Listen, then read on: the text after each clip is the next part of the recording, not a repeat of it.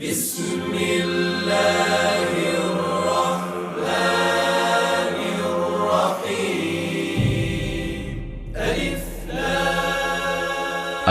লাম র, এগুলো হচ্ছে একটি সুস্পষ্ট গ্রন্থের আয়াত।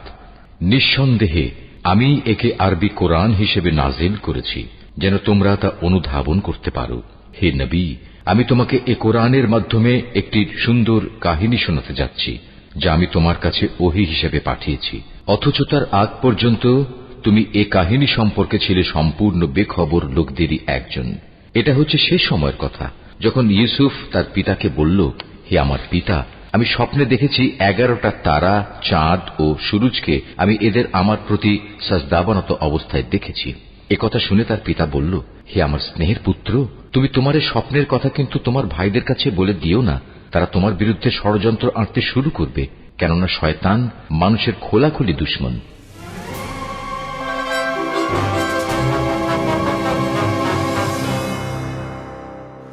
খ্রিস্টপূর্ব 1160 অব্দে ব্যাবেল নামক দেশের দক্ষিণে ফাদ্দান আরাম নামক এক শহর ছিল।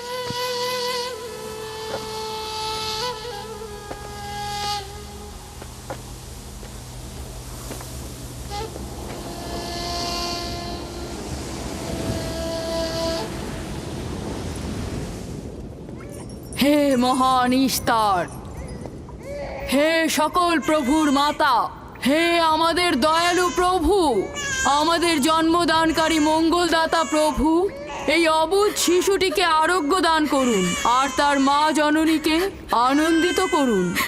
এই অবুঝ শিশুর মাতা প্রতিজ্ঞা করেছে প্রভু, তোমার দরবারে সে মূল্যবান হাদিয়া প্রদান করবে।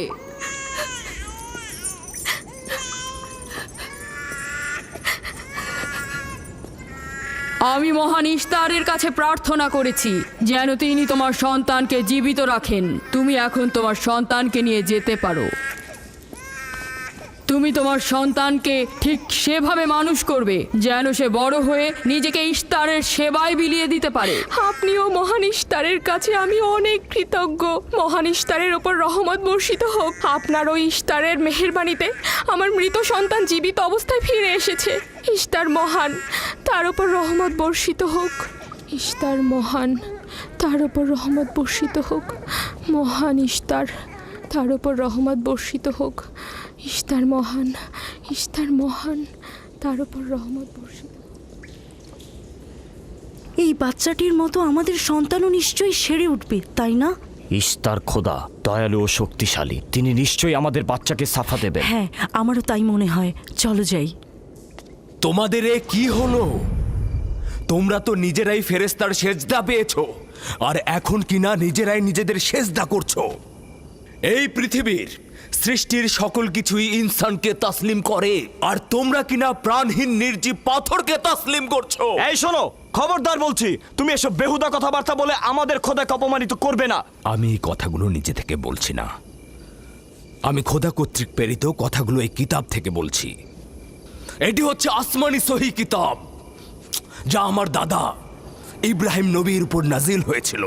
আমি তার দিনের অনুসারী এবং এই কিতাবের প্রচলন ও দাওয়াত প্রদানকারী। নিজে থেকে কিছু বলছি না। ওই আসমানি কিতাবে কি লেখা আছে আমাদের খোদাদেরকে অপমানিত করতে হবে? আমি অপমান করছি না, শুধু প্রশ্ন করছি। যদি জেনে থাকো তাহলে উত্তর দাও, আর যদি না জেনে থাকো তাহলে স্বীকার করো। তোমাদের জিজ্ঞাসা করছি, ওই মন্দিরে রাখা ইশতারের মূর্তিগুলো কি তোমাদের প্রভু, নাকি তোমাদের তৈরি বস্তু? ইশতার তোমাদের উপর প্রভাব বিস্তার করে নাকি তোমরা ইশতারের উপর? ইশতার তোমাদেরকে শাসন করে নাকি তোমরা ইশতারকে? পাথরের তৈরি ইস্তার যদি দুর্বল ও অক্ষম হয়ে থাকে, তবে কি করে আমাদের বাচ্চাদেরকে সাফা দেয়? সত্যি কথা, আমরাও দেখেছি। হ্যাঁ, তার হাকিকাত আছে। ইশতার তার সন্তানকে সাফা দিয়েছে, আমি দেখেছি। ওই প্রজ্ঞাবান যিনি তোমাদের আহাজারি শুনেছেন, তিনি তোমাদেরকে সাফা প্রদান করেছেন, না ইশতার। যদিও তোমরা খোদা ছাড়া প্রার্থনা করেছো আর তিনি ছাড়া তোমরা সাহায্য চেয়েছো, কিন্তু তিনি সকল কিছু সম্বন্ধে অবগত আছেন, তাই তোমাদের আহাজারিতে তার রহমত বর্ষিত হয়েছে, তোমাদেরকে সে সাহায্য করেছেন। সাধারণ দৃষ্টিতে তোমরা ইশতারকে দেখেছো, অন্তর্দৃষ্টিতে দেখোনি, তাই মূল সাফা প্রদানকারকে চিনতে পারোনি। ইয়াকুবের কথার মূল অর্থটা আমি এখন বুঝতে পারছি। সে চাইছে যে আমরা আমাদের খোদাদেরকে বাদ দিয়ে তার খোদার ইবাদত করি। আমরা আমাদের খোদার অনেক কল্যাণকর কাজ দেখেছি, তোমার খোদার কি দেখছি? আমি তোমাদেরকে সকলের চাইতে ঊর্ধ্বে অবস্থিত খোদার দিকে আহ্বান করছি। তিনি সৃষ্টি সকল কিছুর চাইতে ঊর্ধ্বে। তাই নাকি? কি করে বুঝবো তোমার খোদা অন্যান্য সকল খোদার চাইতে ঊর্ধ্বে? তুমি আর তোমার খোদা ও ইস্তারের মন্দিরের ধর্মযাজকের মতো স্বর্ণরৌপ্য লুটে নিতে চাইছো না, তা কি করে বিশ্বাস করব? আমার বাস্তব অবস্থা হচ্ছে, আমি গভর্নর লাবানের নিয়োজিত রাখাল। আমার কোনো কিছুই নেই, আর কোনো কিছুর জন্য আমি কারো কাছে প্রতিদানও চাইনি। তোমরা কি আমাকে আমার কাজ অন্বেষণ আর রাখালি করা ছাড়া আর কিছু করতে দেখেছো? দেখেনি জন্য কি এখন আমাদের দেখতে হবে? তুমি হয়তো সুযোগের অভাবে ভালো আছো, নয়তো তুমিও কোনো অংশে কম যেতে না। তোমরা সবাই একই রকম। ধর্মকে তোমরা মুখোশ বানিয়ে নিজেদের আখের গুছিয়ে নাও, সহজ সরল মানুষদের ঠকিয়ে তাদের সম্পদের রাজা হও। তোমার কষ্ট বুঝতে পারছি। তোমার সন্তান মৃত্যুর কোলে ঢলে পড়েছে, অথচ কেউ তাকে সাহায্য করতে এগিয়ে আসেনি। না ইশতার জাদুকর, না ওই মন্দিরের খোদা ইশতার। তাই সকল খোদাকে দোষারোপ করার অধিকার হয়তো তোমার আছে। মন্দিরের অক্ষম ইস্তারের সঙ্গে আমার কোনো কাজ নেই। আমার কথা তোমার না দেখা প্রভুর সঙ্গে। আমরা অনেক ধৈর্য ধরেছি আর অনেক কষ্টও করেছি। এখন আর কোনো নতুন খোদাদের ধৈর্য ধরার মতো অবস্থা আমাদের নেই। আমাদের ধর্মযাজক আসছে, ফারাজ তার কথার শাস্তি পাবে। পালাও ফারিস, তুমি পালাও। ওইদিকে পালিয়েছে। ওইদিকে যাও, ওকে বন্দি করে নিয়ে এসো। দেখো যেন পালিয়ে না যায়। ওকে ছেড়ে দিন, যে ওকে করে মাফ হোক ওকে দিন, ধরে নিয়ে ফিরবে। ওকে ছেড়ে দিন, ওকে মাফ করে দিন।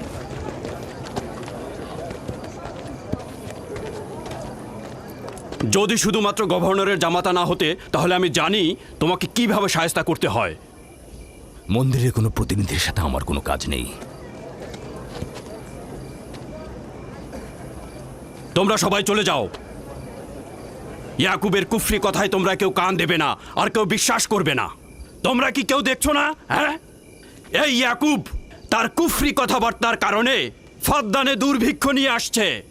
আমাদের ধর্মযাজক ঠিক কথাটাই বলেছেন। ইস্তারের অভিশাপে বালা মুসিবত আসার পূর্বেই চলো চলো আমরা এখান থেকে চলে যাই।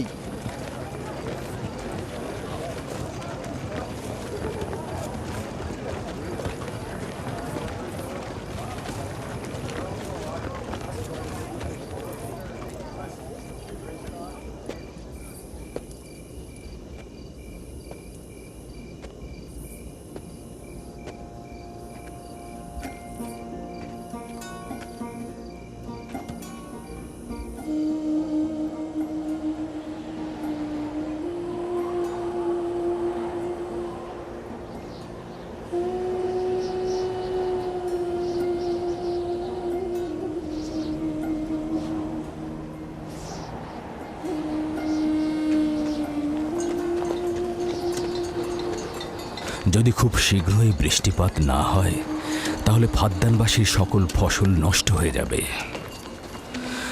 আশা করছি মহান খোদা অতি দ্রুতই বৃষ্টিপাত প্রদান করবেন। ওখানে কি হচ্ছে বাবা? এটা ফাদ্দানবাসীর প্রাচীন রীতিনীতি। এখানে ইশতার নিয়ে কেউ কটু কথা বললে তাকে আগুনে নিক্ষেপ করে হত্যা করা হয়। বিচার করা হয় না সে সত্য বলেছে কিনা।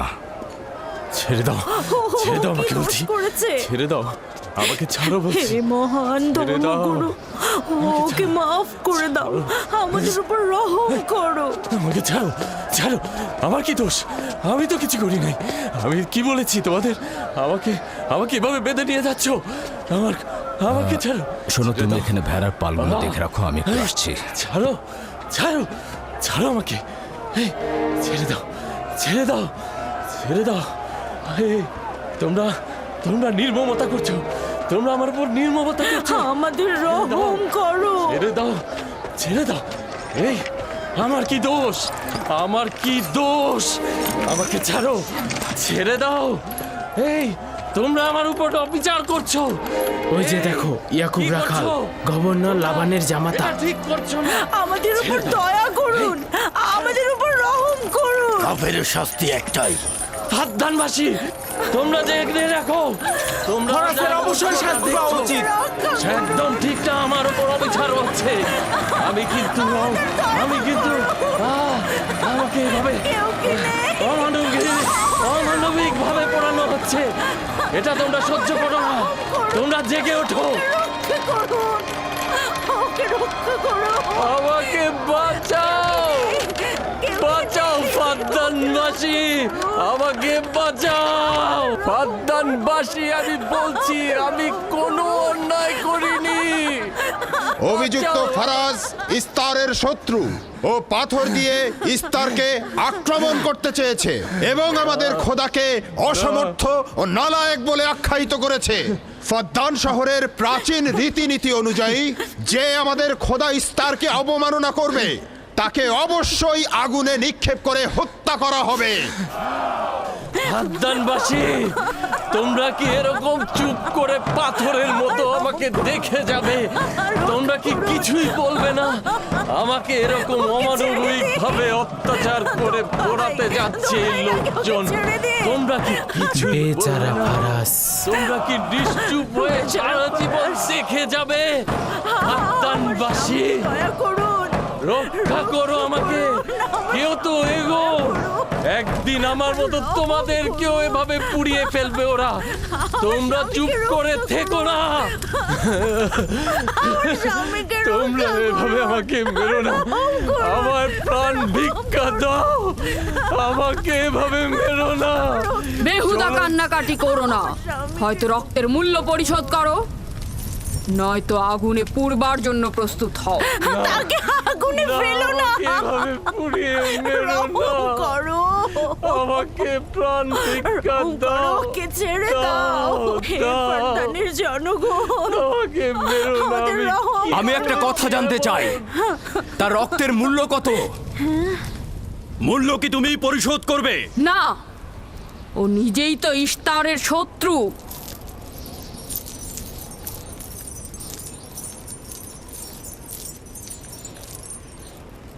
তুমি নিজেই তো ইস্তারের শত্রু প্রথমে তোমার নিজের রক্তের মূল্য পরিশোধ করো তাহলে আমাকে বন্দি করছো না কেন?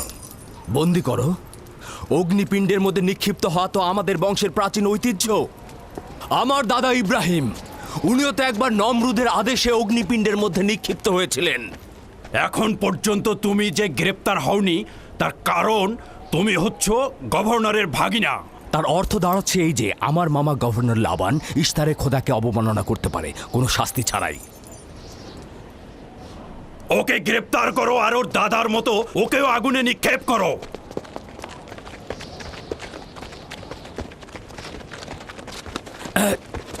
ছেড়ে দাও, আমার প্রশ্নের উত্তর দাও, ছেড়ে দাও আমাকে। এই, এখানে কি হচ্ছে এসব?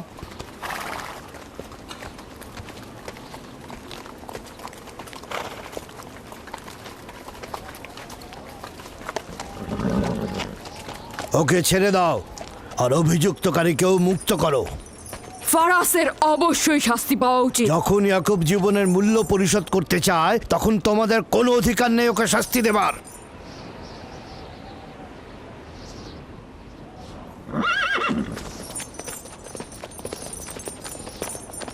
তাকে মুক্ত করে দিন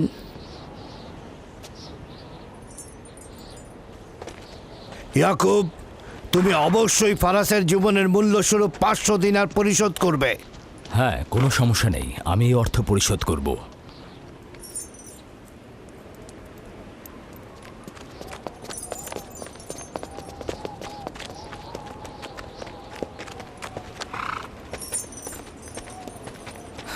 খোদা তাআলা আমার দয়ালু মামাকে হেফাজত করুক। ইয়াকুব, আমি তোমাকে কতক্ষণ এরকম বিপদ থেকে বাঁচাতে চোখে চোখে রাখবো?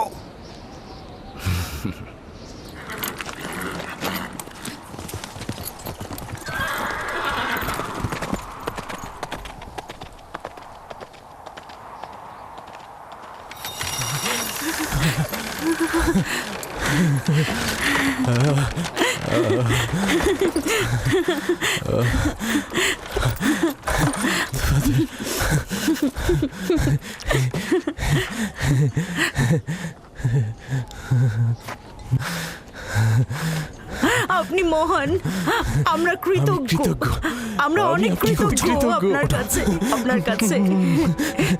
আমার জীবনের মূল্য স্বরূপ যে অর্থ আপনি প্রদান করবেন তার বিনিময়ে সারা জীবন আমি আপনার কৃতদাস হয়ে থাকব। আপনি মহান, আপনি মহান। আপনি ফারাজকে মৃত্যুর হাত থেকে বাঁচিয়েছেন, আপনি আমাদের নতুন জীবন দিয়েছেন। হয়েছে হয়েছে, এবার এসো এসো।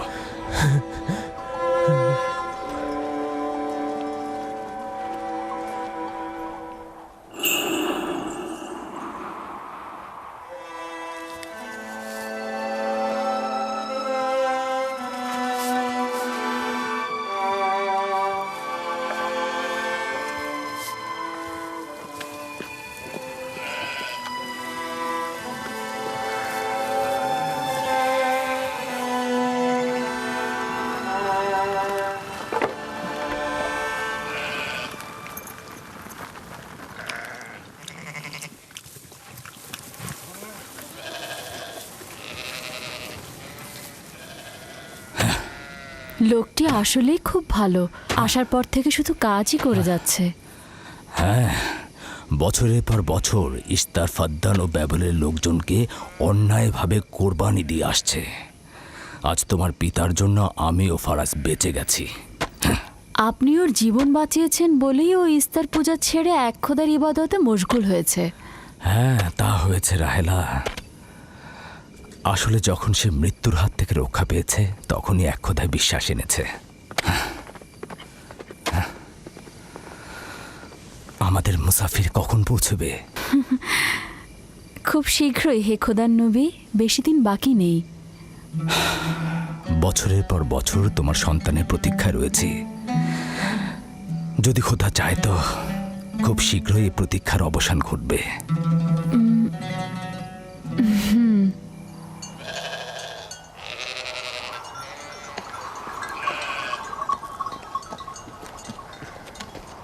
ইস্তেকদার, তোমার ও তোমার পরিবারকে সালাম। তোমার উপরও দরুদ বর্ষিত হোক ইয়াকুব রাখাল। হ্যাঁ, কৃতজ্ঞতা জ্ঞাপন করছি। মন্দিরে ইস্তারের জন্য খোরমা হাদিয়ে নিয়ে যাচ্ছ? প্রভুদেরকে তো অবশ্যই খুশি করতে হবে, তা না হলে তো এবছর বৃষ্টিপাত হবে না, তাই না? আমার কিন্তু মনে হয় মন্দিরের ইস্তারে চাইতে তোমাদের বেশি দরকার ওই খোরমা। তোমার কাজ হচ্ছে আমাদের খোদাকে অপমানিত করে আমাদেরকে রাগান্বিত করা, তাই তো? তোমরা কি নিশ্চিত যে ইস্তারের মন্দিরের ওই পাথরের মূর্তিগুলো সত্যিকার অর্থে বৃষ্টি বর্ষিত করতে পারবে? তোমার এসব কুফুরি কথাবার্তার কারণেই আমাদের মন্দিরের খোদা নাখোশ হয়েছে, আর এই কারণেই ফাদ্দানের আকাশে আজ মেঘ নেই। এই ইয়াকুব, ইস্তারের অবমাননা থেকে তুমি নিজেকে রক্ষা করো। চলে এসো, চলে এসো।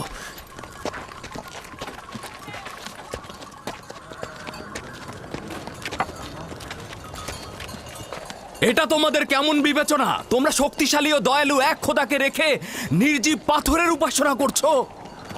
কেন তোমরা বিষাদগ্রস্ত জমিনে নিজেদের আত্মাকে এক খোদার ঈমানের নূরে আলোকিত করছো না?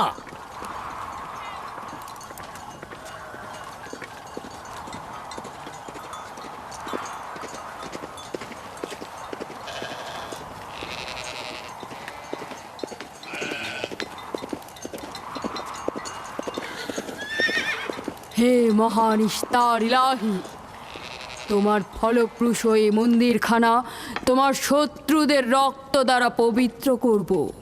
শুষ্ক মৌসুমকে এই অঞ্চল থেকে দূর করে দাও, তোমার রহমতের বৃষ্টি বর্ষণ করো।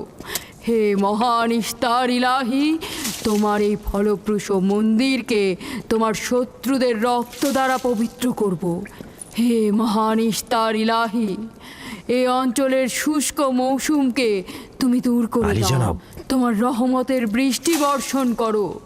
হে ইয়াকুব আবারও মহান মন্দিরের ইস্তার বিপক্ষে ইলাহি, দাঁড়িয়েছে। আমাদের খোদাকে তোমার অবজ্ঞা করেছে। রহমতের বৃষ্টি বর্ষণ করো। হে ইশতেকদারের সাথে মন্দিরে ঢোকার সময় কথা বলেছে। তোমার আমিও দূর রহমতের থেকে বৃষ্টি দেখেছি। বর্ষণ করো। হে মহান ইস্তার ইলাহি, তোমার ইয়াকুব হাত গুটিয়ে বসে থাকবে না। ধ্বংস করো, তোমার দুশমনদের ধ্বংস করো, আর ফারদানের জনগণের উপর রহমতের বৃষ্টি বর্ষণ করো।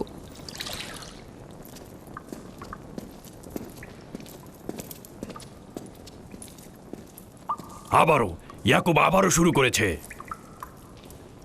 আশা করছি ওর উপর এবার খোদার লানত বর্ষিত হবে। এখন আমাদের কি করা উচিত? লাবানকে এখানে ডাকো, তার সাথেই সমাধান করব। যত তাড়াতাড়ি সম্ভব লাবানকে আমন্ত্রণ করো।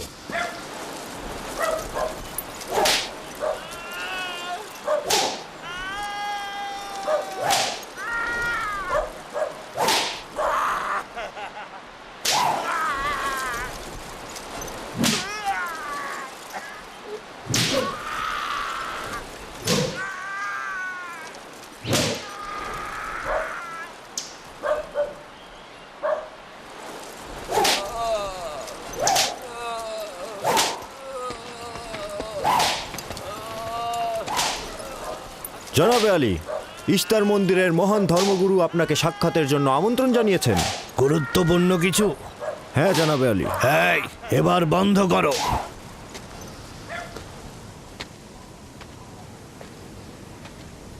তুমি যদি আবারও চুরি করেছো, তাহলে তোর আর আঘাতে আর জীবিত ফিরবে না।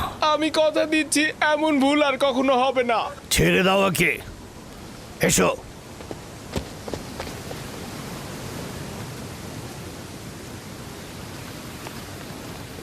প্রকৃতপক্ষে বিষয়টা আসলে আপনার জামাতা ইয়াকুবকে নিয়ে। ইয়াকুবের আমলনামা তার নিজের সঙ্গে সম্পৃক্ত।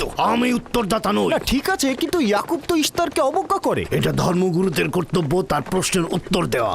আর যদি উত্তর দিতে সক্ষম না হও, তাহলে কেন আমার শরণাপন্ন হও?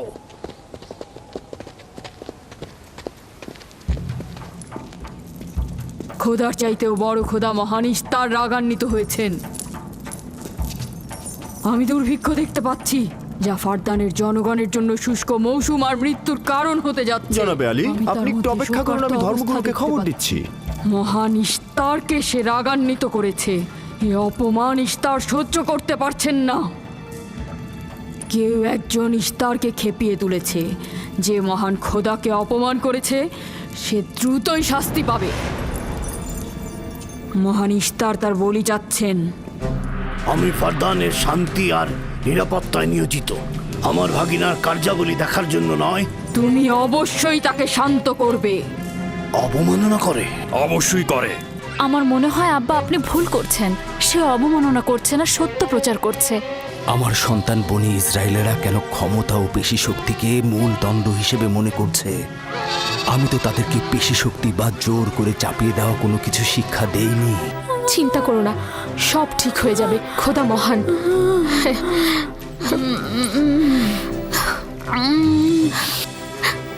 আগুন প্রথমে কাফেরের পোশাকের নিম্নাংশ গ্রাস করবে।